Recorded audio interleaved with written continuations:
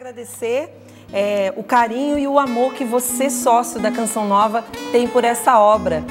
Esse amor é como o nosso amor por essa obra, né? Você experimenta a graça de Deus pela Canção Nova e por isso, com amor, você cuida dela. Quero agradecer a todos, Márcio, que estão já adquirindo o DVD da Casa Nova e que já entenderam. Quem chegou há mais tempo já entendeu há mais tempo. Quem está chegando agora já ficou esperto. Que a Casa Nova chega no final do ano, né, nos últimos meses do ano, para ajudar a Canção Nova a cumprir com os seus deveres, né, com as suas contas no final do ano. Então, virar o ano sem dívidas para a Canção Nova é uma questão de sobrevivência. Então, eu quero agradecer a você que já ligou ou entrou ali no site loja.cançãonova.com, já adquiriu o seu DVD e está esperando o seu DVD chegar em casa. Chegando aí, você vai preencher o cupom e enviar para nós. Tem várias formas de você enviar. Nossa, mano, abre para mim. Posso tá dura, hein? E dentro do DVD, porque o DVD vem com as palestras maravilhosas, né? Que a gente já partilhou aqui no Sorrindo. Vem com a Luzia Santiago, a nossa Lu. Uma palestra com a Lu. Uma palestra com o Monsenhor Jonas. E uma do Padre Léo, inesquecível Padre Léo. E mais 3 palestras, 2 do Monsenhor e uma da irmã Maria Eunice, que são bônus em áudio MP3. Esse presente já vale para nossa casa, já vai encher o nosso coração de Deus, mas dentro do DVD vai o cupom, que é bem esse encarte aqui. Chegando, você preenche e manda para nós no endereço que está embaixo aqui do cupom, ou mais fácil ainda, está aí na tela, Casa Nova, cançãonova.com.br, preenche online o seu cupom.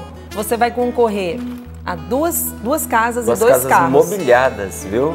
Só do jeitinho de você entrar e morar. Ou só também, trazer a roupa do corpo. Verdade.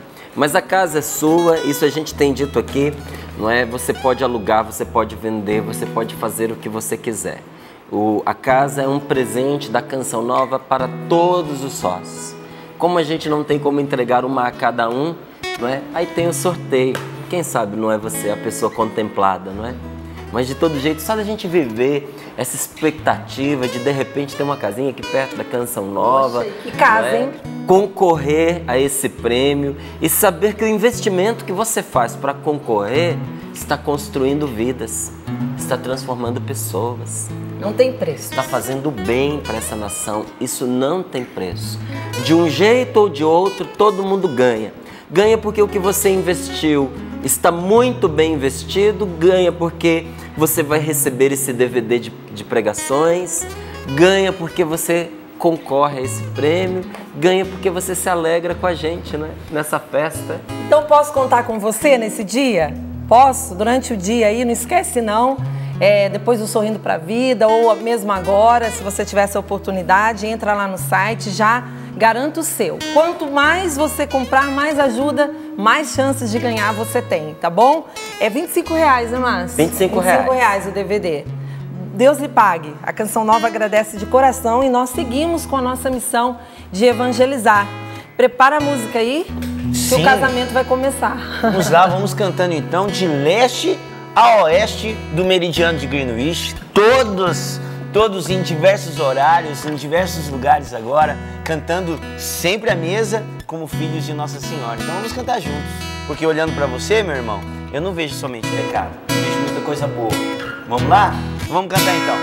Olhando para você, meu irmão, eu não vejo somente pecado, não.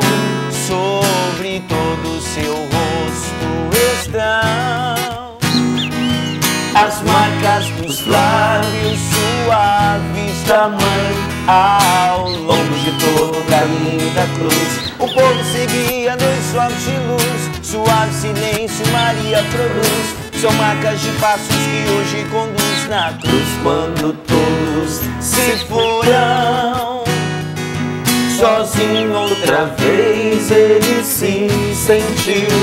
Quando tudo ficou consumado, então o colo suave da mãe ressurgiu. Toda lágrima contida de mãe, toda frase engolida na dor, tem no beijo a chance de pôr as dentes nas chagas de nosso Senhor. Eu sou uma chaga de amor.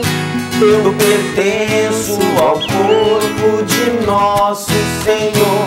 Eu preciso no colo da mãe estar, pois lá o pecado não vai me alcançar. Encontrei um lugar para descansar, pois ali Jesus nasceu e ao morrer pra lá desceu.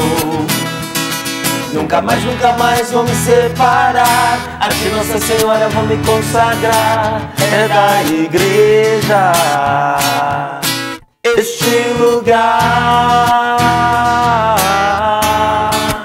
é da igreja. Declara isso. É da igreja este lugar. Pelo sinal da Santa Cruz, livrai-nos Deus, nosso Senhor, dos nossos inimigos, em nome do Pai, do Filho e do Espírito Santo. Amém. Ave Maria, cheia de graça, o Senhor é convosco. Bendita sois vós entre as mulheres, e bendito é o fruto do vosso ventre, Jesus. Santa Maria, Mãe de Deus, rogai por nós, pecadores, agora e na hora de nossa morte. Amém. Rogai por nós, Santa Mãe de Deus, para que sejamos dignos das promessas de Cristo. Evangelho de São João, capítulo 2, versículos do 1 ao 11. No terceiro dia, houve um casamento em Caná da Galileia e a mãe de Jesus estava lá.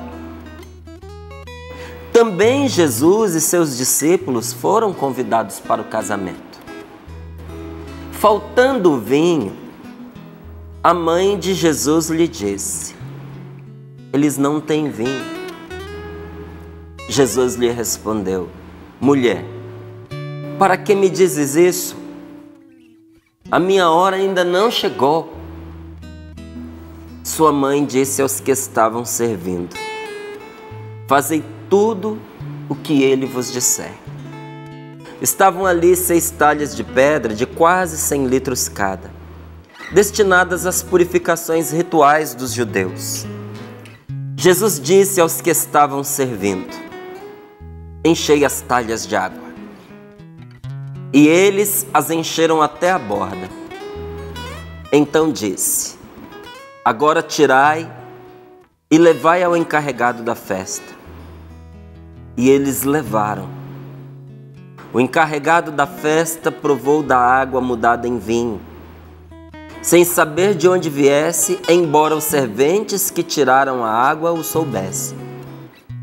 Então chamou o noivo e disse-lhe: todo mundo serve primeiro o vinho bom, e quando os convidados já beberam bastante, serve o menos bom. Tu guardaste o vinho bom até agora. Esse início dos sinais, Jesus o realizou em Caná da Galileia. Manifestou a sua glória e os seus discípulos creram nele. Palavra da salvação. Glória a vós, Senhor. Bendito seja Deus por esta palavra. Nós temos muito que aprender com a palavra de Deus. Mas a palavra de Deus, como você percebeu aqui, ela se encarna na vida de pessoas concretas. A palavra de Deus aqui nesse trecho passou por Jesus, passou pelos seus discípulos, passou por um casamento, passou por Nossa Senhora. Eu não sei se você percebeu, mas o convidado aí da festa não era Jesus, era ela. Olha lá como diz: no terceiro dia houve um casamento em Caná da Galileia e a mãe de Jesus estava lá, ela era a convidada. Aí segue dizendo: também Jesus e os seus discípulos foram convidados para o casamento. Que a pessoa de referência aqui neste casamento era ela.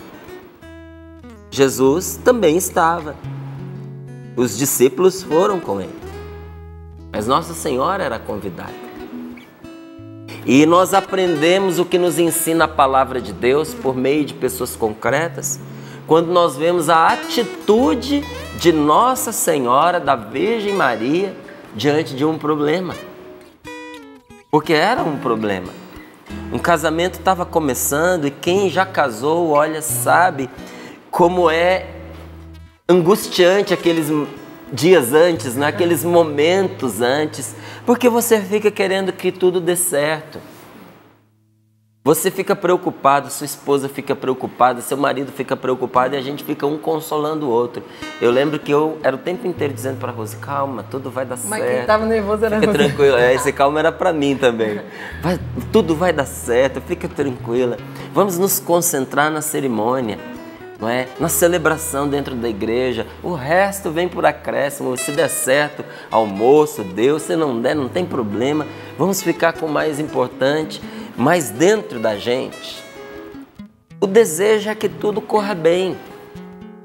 E quantos casamentos começaram mal, justamente porque ali nos preparativos, às vezes na festa, às vezes na cerimônia, as coisas começaram a se complicar. E Nossa Senhora, percebendo que aquele casamento poderia ter começado com uma situação de constrangimento, de vergonha, de humilhação. Como é que você chama os convidados para a festa que durava dias e não tem bebida? Não é porque o vinho era a bebida da festa. Ia servir água na festa. E aí, como é que vai fazer? E ela chega para Jesus, você percebeu que ela nem pede? Ela apresenta a situação, ela vira para Jesus e diz, olha, eles não têm vinho. Mas Jesus é esperto. E Jesus sabe o que ela estava fazendo. Então ele responde, até parece assim pra gente, né? Às vezes até parece uma resposta assim meio chateado, mas ele não estava chateado não. Em que ele vira para ela e diz assim, mulher, para que me dizes isso? Agora que você me falou, eu vou ter que fazer, né? Por que você veio me contar? Mulher, para que você me diz isso? A minha hora ainda não chegou. Não é o momento de eu manifestar publicamente quem eu sou, o que Deus é em mim. Não está na hora disso ser revelado. Nossa Senhora não discute com Jesus.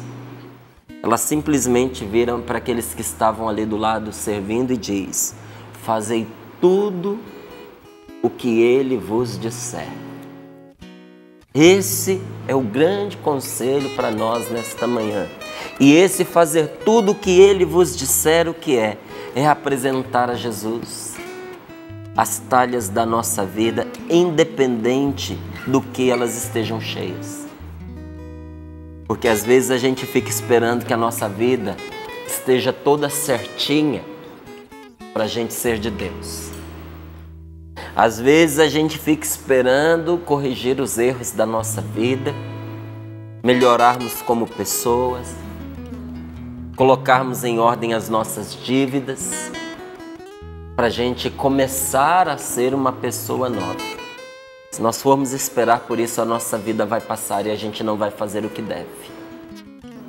Nós precisamos apresentar e aprender a apresentar a nossa vida a Deus do jeito que ela está.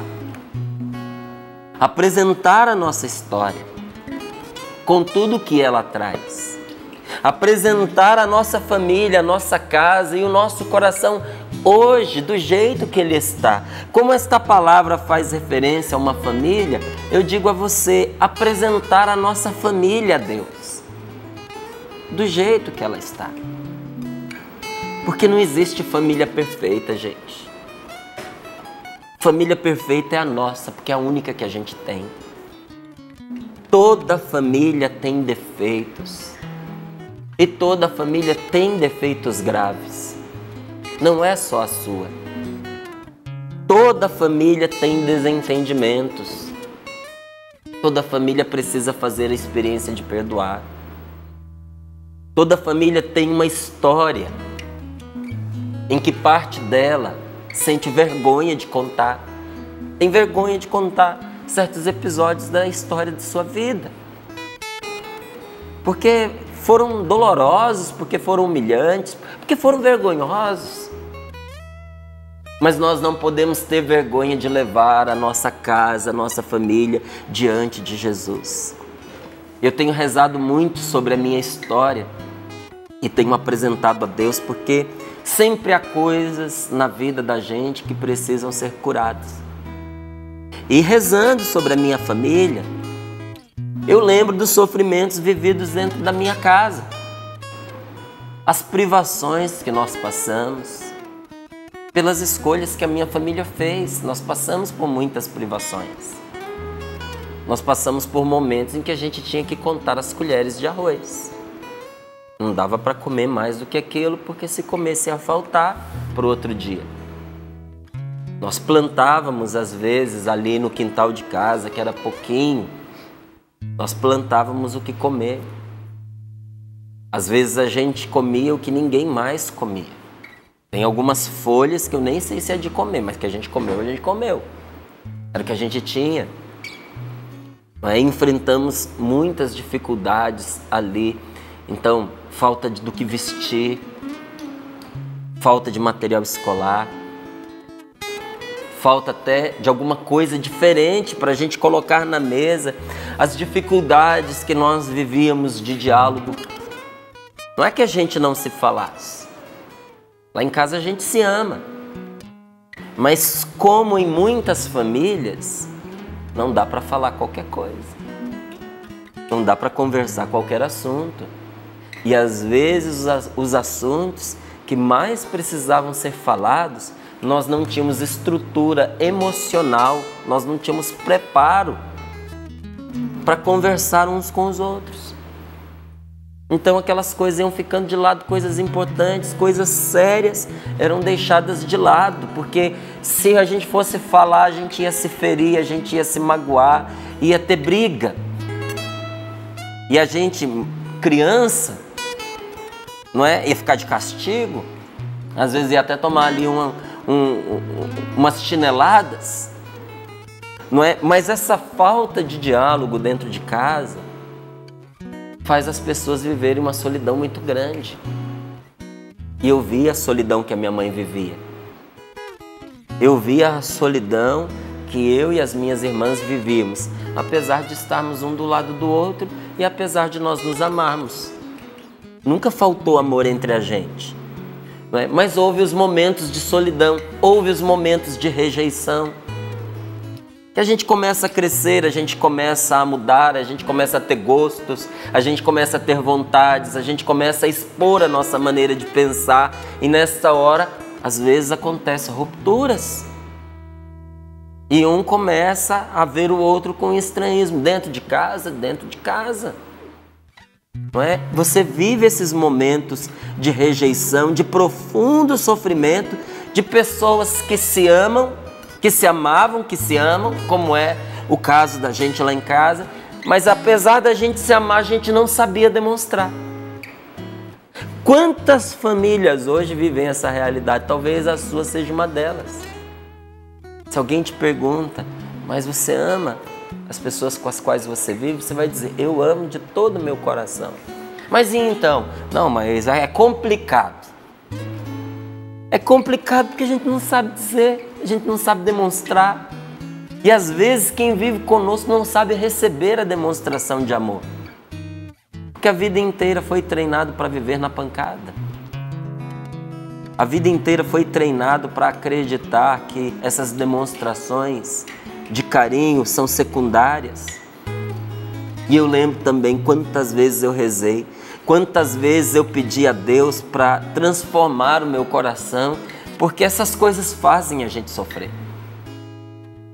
E eu percebia também que eu causava sofrimento dentro da minha casa. Era jovenzinho. Ali eu saí de casa, estava com 14 anos. Né? Depois que saí, nunca mais voltei. Mas ali nesta idade, a idade da adolescência, eu percebia os sofrimentos que eu causava pelas coisas que eu dizia. pelas coisas que eu insinuava. Quando, passado muito tempo, né, porque lá em casa eu sempre fui terrível, né, eu saí, fiquei fora anos e anos a fio. O ano passado, saí com 14 anos, já 26 anos que eu estava fora de... 25 anos que eu estava fora de casa. Minha irmã me contou pela primeira vez que quando eu fui embora foi um alívio. Teve festa. Teve festa lá em casa, porque... Você era doce. Nossa, eu provocava muito. A gente se tratava por apelidos, a gente não chamava um pelo nome, um ao outro pelo nome. E era do começo até o final do dia. Isso era uma tortura para as minhas irmãs. Isso era uma irritação constante para minha mãe. E eu tinha consciência disso. 6 meses antes de eu sair de casa, eu tive o meu encontro pessoal com Jesus. E começou esse processo de transformação na minha vida. E aí eu mudei mesmo. Eu parei de discutir, eu parei de responder, eu parei de pôr apelido nas minhas irmãs, de fazer comparações pejorativas. Não é? Eu parei com as agressividades, porque eu era agressivo, não fisicamente, mas eu era agressivo nas palavras. Eu era muito sarcástico. Então tudo isso eu fui retirando. Mas 6 meses não foram suficientes para elas perceberem essa mudança, porque eram muitos anos já castigadas, não é? Então elas disseram, quando você foi embora, meu irmão, foi um alívio. A gente fez uma festa, porque a gente tinha medo de você. Era medo das coisas que eu dizia, o que eu ia fazer, qual constrangimento novo de cada dia. Quantas vezes eu rezei e pedi a Deus para mudar o meu coração, para mudar essa postura. Não só o que eu fazia, mas também o que eu sentia. Quantas vezes eu rezei e eu pedi a Deus para transformar a minha família. E olha, nesse momento, um outro sofrimento surgiu. Porque eu sofria porque eu rezava, e muitas vezes Deus parecia não atender as minhas orações. Porque eu olhava para minha casa e parecia que a nossa história continuava mais ou menos a mesma. Mas eu é que não percebia o que Deus já estava fazendo. Porque Deus, Ele me ouviu. Ele não só me ouviu, como Ele também usou a minha história.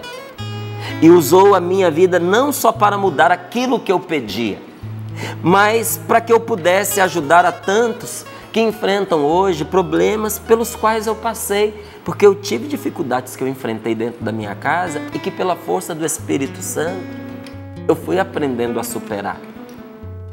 Tem coisas que só a vida vai dizer pra gente o sentido do que a gente viveu, do que a gente passou, do que a gente sofreu. Uma das coisas que eu mais reclamava é que nós morávamos em Brasília, não é? Minha família ainda mora lá, e minha mãe, ela veio do interior, o meu pai também. Eles sempre tiveram muito zelo, muito cuidado com a nossa integridade física, para que nenhum mal acontecesse com a gente. Isso tinha um preço. A gente não podia sair de casa para nada. Aos 14 anos que eu vivi em casa, eu vivi praticamente trancado. Era da escola para casa, de casa para escola. Não tinha outra atividade, não podia ir em outros lugares, não podia ir para casa de amigos. E eu fiquei restrito todos esses anos ao convívio intenso com a minha mãe e com as minhas irmãs, porque o meu pai saía para trabalhar. Mas hoje eu não troco esses anos vividos com elas por nada deste mundo. Porque para um homem poder falar para mulheres, ele precisa sentir com o coração delas e precisa entender o que se passa em grande parte na cabeça e nos sentimentos delas. E o que eu aprendi de como falar com as mulheres foi dentro da minha casa, convivendo com a minha mãe e com as minhas irmãs. E como eu fiquei pouco tempo dentro de casa, tinha que ser intensivo. O curso tinha que ser intensivo porque aos 14 anos eu fui embora. Hoje eu entendo porque eu tive que ficar lá. Hoje eu entendo porque a minha referência na minha infância de convívio foi de uma maneira excelente. mais intensa as mulheres. E eu digo para você, hoje eu posso dizer, graças a Deus, que a minha história foi essa. Graças a Deus que eu não nasci numa família perfeita. Graças a Deus que eu tive que conviver intensamente com a minha mãe, com as minhas irmãs. Graças a Deus que um dia eu vivi tudo que uma família vive, uma família que se ama, mas não consegue demonstrar esse amor. E vivi com todas as consequências que isso traz, porque traz consequências para a gente não se saber amado. Traz consequências para o outro, quando a gente vive com a outra pessoa, mas ela não sabe o quanto que a gente gosta dela. E eu vou te dizer, isso é terrível. Como é triste quando só depois que um vai embora, ou quando a pessoa falece, é que cai a ficha, o outro compreende o quanto aquela pessoa era importante na sua vida. Às vezes é preciso um morrer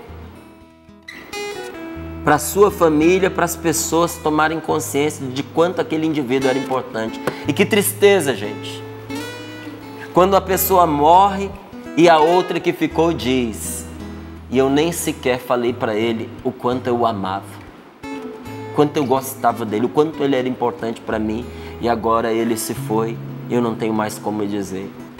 Eu tenho pensado que a gente não pode esperar as pessoas morrerem para querer depois dizer para elas que a gente as queria bem. Colocar essas coisas diante de Deus. Porque não existe nenhuma pessoa que tenha vivido numa família machucada, que não carregue as marcas do desequilíbrio, da carência, do sentimento de rejeição e viva também desequilíbrios afetivos e sexuais. Não existe. Se uma pessoa viveu numa família machucada, ela carrega em si essas marcas. Se você viveu numa família assim, você traz marcas. E isso é muito bom da gente ter consciência, porque quando a gente sabe, olhando para a nossa história que é assim, a gente não condena o outro pelos seus desequilíbrios, pelas suas carências, desejo de aparecer, pelas suas, às vezes até pelas suas perversões. Por isso eu não condeno.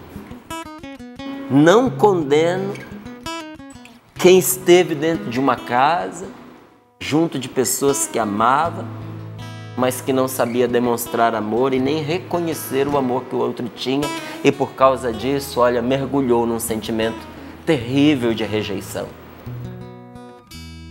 E que provocou dentro do coração uma carência imensa. Desejo de ser reconhecido, desejo de ser valorizado e até disposição de pagar o preço que for para ser uma pessoa importante. Porque já que eu não me senti importante na minha família, eu preciso ser importante para o mundo. E para eu ser importante para o mundo, eu estou disposto a fazer qualquer coisa. Quando a gente vai conhecendo a história de vida das pessoas que cruzam o nosso caminho, a gente para de condenar. A gente começa a compreender. Eu sou muito grato a Deus por várias experiências que eu passei no meu primeiro ano da Canção Nova. Não é? Foi o meu primeiro ano, um ano de noviciado, era assim que nós chamávamos. Hoje o nome é outro. Mas o meu noviciado eu vivi em Queluz. E nós éramos um grupo de 17 pessoas que tinham entrado na Canção Nova. Mas aqueles que eram responsáveis pela casa, não é? Estava ali a Elzinha, a Cidinha, a Zina, a Márcia Costa, o Messias, não é? Eram pessoas que estavam ali na casa conosco, que estávamos entrando naquele ano. E a gente se estranhou muito, porque 17 pessoas que nunca praticamente tinham convivido, de repente se encontram para morar juntos, sem nenhuma história anterior. Ah, mas a gente se estranhou, e a gente se estranhou bonito. Às vezes era difícil você sentar ali à mesa com a pessoa tão diferente de você. Só a presença da pessoa às vezes irritava. Como é que isso mudou? Havia um momento na nossa formação que a gente chamava de ruminar os textos.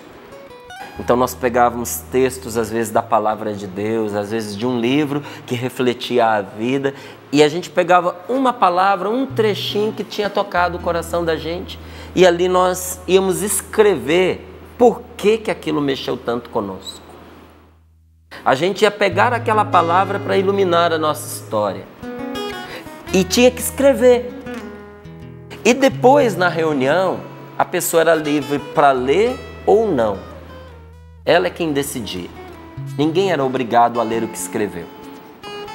Mas nós fomos nos encorajando a tal ponto que todos nós limos e nós contamos uns para os outros, gente, coisas tão sagradas do nosso passado, que a gente jamais imaginou um dia ter coragem de contar para um indivíduo, quanto mais para 20.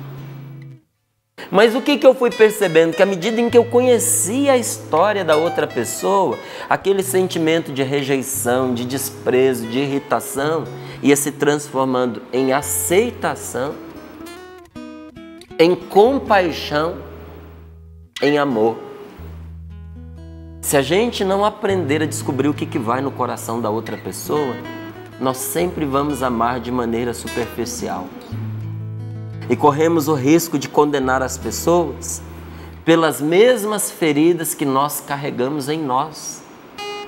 Então hoje eu queria convidar você, meu amigo. Queria convidar você, minha amiga, que um dia também viveu uma história atrapalhada. Talvez essa história que eu contei aqui, uma partezinha, seja também a sua história. Eu queria convidar você para que você coloque o que está no seu coração. Coloque o que está no seu coração nas mãos de Jesus.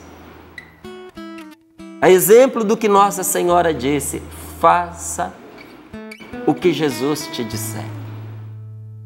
E o que Jesus está nos dizendo hoje por esta palavra é que nós devemos apresentar a Ele as talhas da nossa vida. Encha as talhas com a água da sua vida.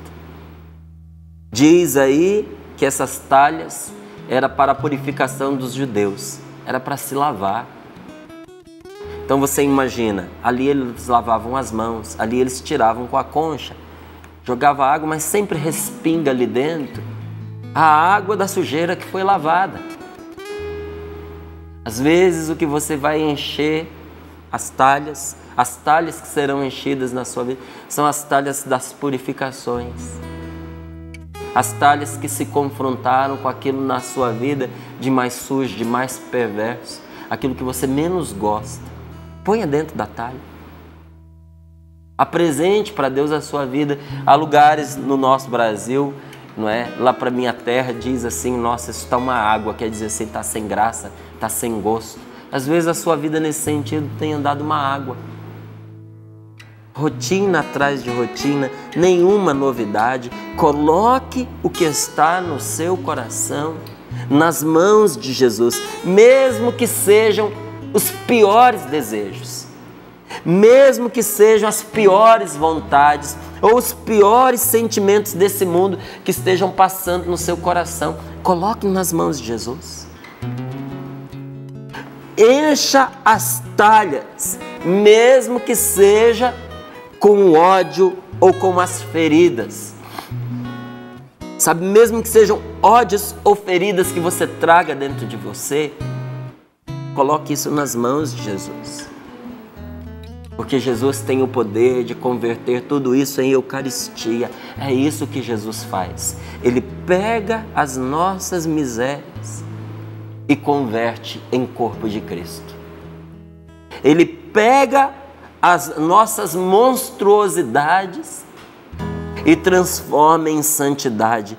A transubstanciação que a gente vê acontecer na missa todo dia, ela se dá com aquilo que nós apresentamos no altar, não é isso? Ela não acontece do vento. Para acontecer a transubstanciação, eu tenho que levar o pão e eu tenho que levar o vinho. Você já viu que no ofertório, alguém da comunidade leva o pão e leva o vinho? Não é aquela pessoa, é a comunidade, é você, sou eu. Não precisa todo mundo ir lá na frente, mas quem vai até a frente leva a minha oferta, leva a sua oferta. a transubstanciação, a grande transformação que Jesus faz na vida da gente, se dá com aquilo que nós somos, se dá com aquilo que nós oferecemos. Muitas vezes não acontece transformação na vida da gente porque o que nós pomos nas mãos de Jesus não é nosso. O que a gente leva para Deus não é a gente. Não nos pertence, não é de verdade a nossa história. Talvez você ponha aos pés de Jesus o desejo que você tem de uma vida santa, mas o desejo de uma vida santa que você não tem. Você leva diante do Senhor as palavras de que você quer ser santo, de que você quer viver como santo, mas o coração não está cheio desta vontade. O que você está levando não é seu. Às vezes a gente fala para Jesus na oração aquilo que a gente acha que deve falar e não aquilo que está dentro de nós. Como é que Deus pode transformar a nossa vida se aquilo que nós estamos pondo nas mãos dele não é a nossa vida? Então eu digo para você, tenha coragem de entregar a Jesus as suas talhas cheias d'água. Encha com aquilo que você tem em mãos. Se você disser, eu não tenho nada de bom para oferecer, ótimo, ponha isso na talha. Tenha a coragem de entregar a Jesus os estragos de sua vida envenenada pelo erro e pelo pecado, o estrago da sua vida cheia de desequilíbrios, porque Jesus pode fazer milagre na sua vida. Ele pode. Quem transformou água em vinho pode mudar também a natureza da vida que você vem vivendo. A natureza da água é uma, a natureza do vinho é outra. No entanto, o que estava na talha ali continuou. As talhas são os recipientes que contêm a nossa vida. É o nosso coração, é o nosso corpo, é a estrutura que nos comporta. A talha está ali. Mas uma coisa é garantida, se você apresentá-la a Jesus, vai mudar a natureza daquilo que você está vivendo. O que está ali permanecerá ali, mas não será da mesma forma, já não será mais a mesma coisa. Por isso eu digo a você, meu irmão, olha, minha irmã, quando nós nos deixamos conduzir por Deus, Ele faz cair sobre nós essa chuva de bênçãos e de graças que lava a nossa alma e fecunda o nosso coração. Se você deixar o Espírito Santo, se eu deixar o Espírito Santo, se nós deixarmos o Espírito Santo conduzir a nossa vida, nesta manhã nós vamos receber sobre o nosso coração esta chuva de graças, esta chuva de bênçãos que lava a nossa alma, que nos purifica. Se as talhas são as da purificação, quando você põe o que você tem de pervertido dentro dela, você vai sendo purificado pelo Espírito Santo.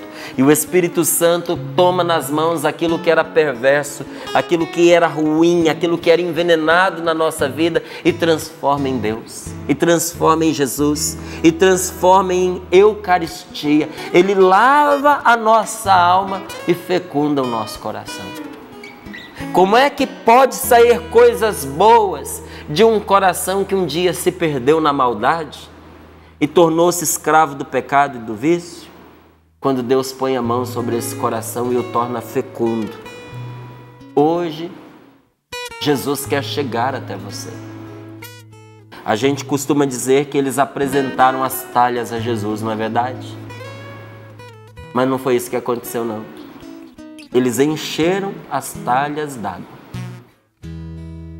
E Jesus, quem levou o seu poder transformador até aquelas talhas. Hoje, Jesus quer chegar até você, até a miséria que você estiver vivendo. Ele quer chegar aos estragos que o pecado fez na sua vida. E eu sou capaz de dizer para você, quanto mais o pecado estragou a sua vida, melhor para a graça de Deus. Se você abrir diante de Deus aquilo que o pecado estragou. Esta palavra termina dizendo: o início dos sinais Jesus o realizou em Caná da Galileia, manifestou a sua glória e os seus discípulos creram nele. Quando você abre o que na sua vida está estragado para Jesus, a glória de Deus se manifesta na sua vida, transformando a sua vida e fazendo de você um testemunho vivo diante dos que convivem com você. Aonde abunda o pecado, superabunda a graça de Deus, desde que a gente abra para Deus aquilo que um dia foi invadido pelo pecado.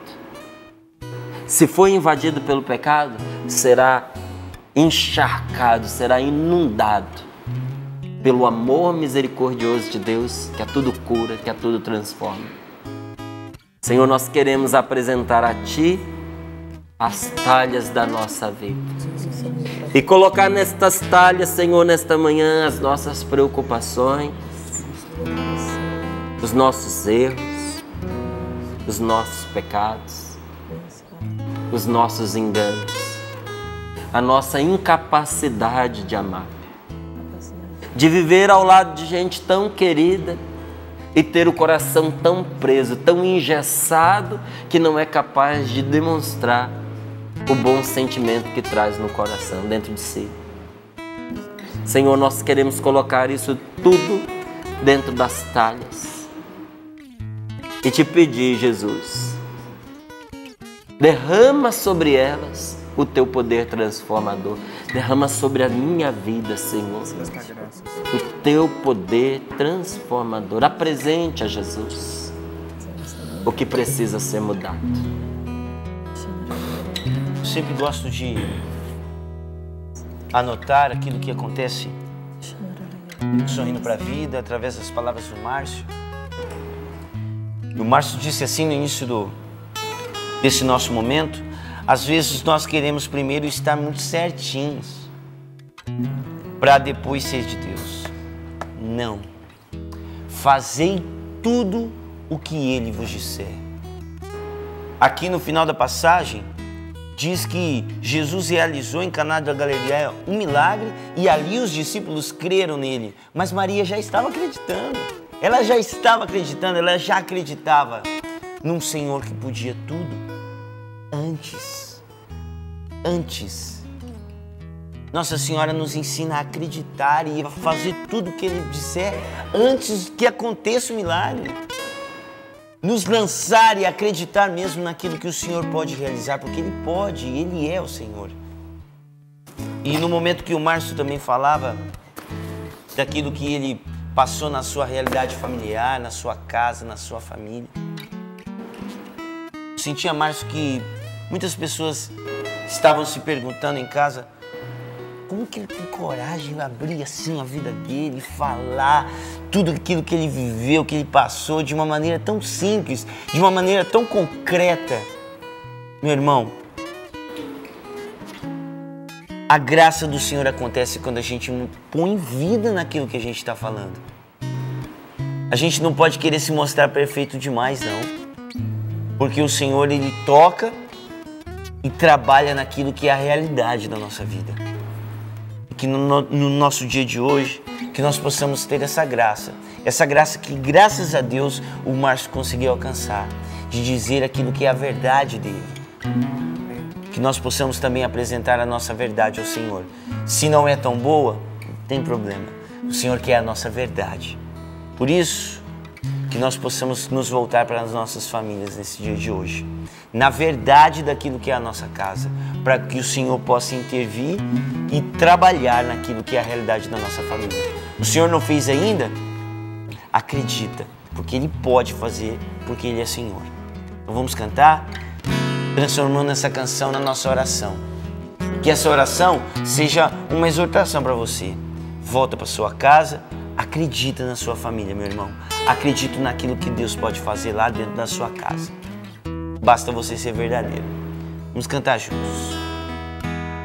Percebe e entende que os melhores amigos são aqueles que estão em casa esperando por ti.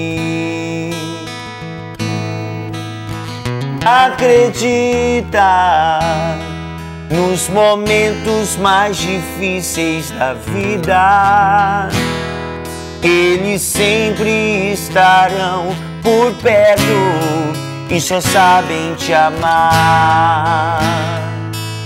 E se por acaso a dor chegar, ao teu lado vão estar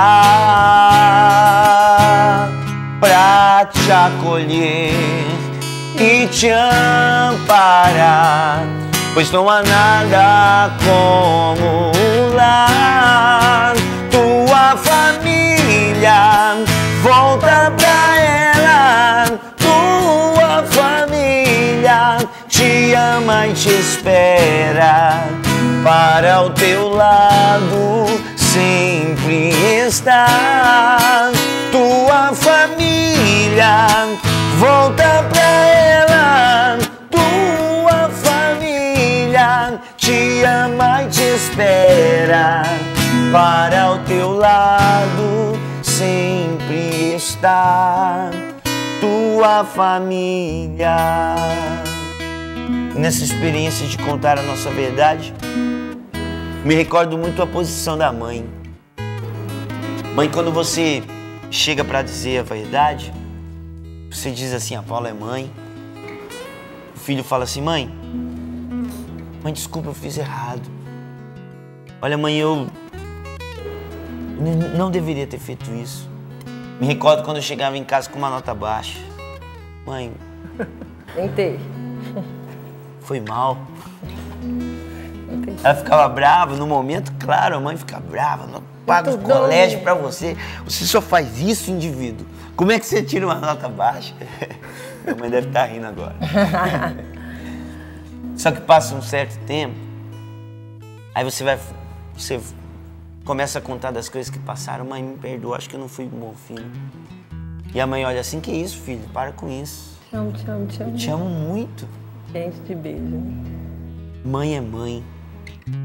E assim como eu digo da mãe, o pai também. Teve uma vez que eu voltei em casa, meu pai tinha emprestado o carro, eu bati o carro. Meu pai: para com isso, meu filho. Isso aí passa. Te amo. Pai é pai, mãe é mãe. E quando a gente fala sinceridade, fala a verdade, pai e mãe não resiste à verdade e à sinceridade do filho. Deus também é assim, meu irmão. Ele não resiste a um coração sincero. Então, no dia de hoje, assuma isso para você, com sinceridade. Apresente a Deus aquilo que você tem vivido. Eu quero te agradecer, Senhor, por isso. E que a cada dia nós possamos crescer nessa sinceridade contigo. Não é só das palavras para fora, não, Senhor, mas que seja na verdade. Muito obrigado. Obrigado, Senhor, por essa graça. Obrigado pela vida do Márcio, de abrir, expor a vida dele. Como é lindo isso. Ensina a gente. Bendito seja, Senhor, por essa graça. Obrigada, Senhor, pelo Sorrindo para a Vida de hoje. Quem quer que o Sorrindo para a Vida não acabe, levanta a mão. Você em casa tá levantando a mão, né? Ô, Márcio, escreve um livro sobre família pra gente. Vamos? Vamos? Vamos, eu topo. O Márcio tem tanta experiência e Deus tem cultivado no coração dele. Eu acho que muita gente está precisando, né? Todos nós precisamos. Quem de nós, né? Nós somos família, todos nós temos a nossa família.